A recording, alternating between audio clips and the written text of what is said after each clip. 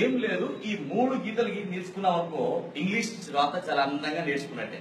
ఎట్లా ఇగో టికటి కటి కటి కటి ఒక్కటి డమ్ డమ్ డమ్ డమ్ డమ్ ఒక్కటి అతి నారాయణ సీతారాం తప్పకుండా లెక్క పెడితే 31.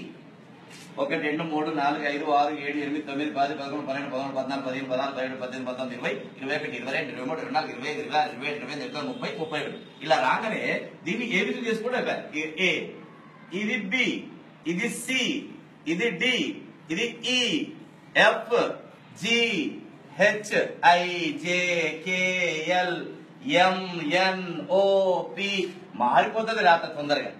ఏ ఒక్కటి బాగా నేర్చుకున్నాం అనుకోండి, ఏ చాలా చిక్కుడు గింజ ఆకారంలో నేర్చుకోవాలి.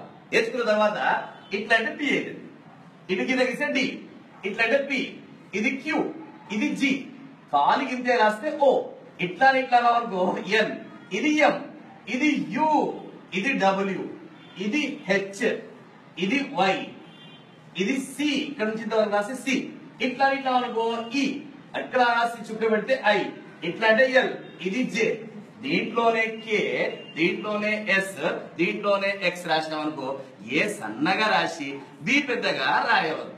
ఏ ఎంత రాస్తామో బి కూడా అంతే రాస్తే బాగుంది. ఇది గుర్తుపెట్టుకోవాలి. పైన 7 1 2 3 4 5 6 7 కింద 6 1 2 3 4 5 6 పైన 7 కింద 6 మధ్యలో 21 1 2 3 4 5 6 7 8 9 10 11 12 13 14 15 16 17 18 19 20 21 పైన ఇగో బి, ఇది డి, ఇది ఎఫ్, ఇది హెచ్, ఇది K, L, T, BDF HK అంటే పై 2 డబ్బాలలో రాయాలి.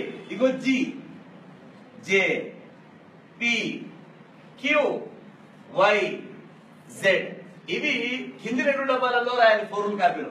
ఇక్కడ ఇగో A, C, E, I, M, N, O, R, S, U, V, W, X ఇవి మధ్య డబ్బాలో రాయాలి ఫోర్ములా కాపీలో. ఇవి పై 2 డబ్బాలలో, ఇవి కింది 2 డబ్బాలలో, ఇవి మధ్య డబ్బాలో రాస్తే ఇంగ్లీష్ ఈజీగా మీరు చాలా అందంగా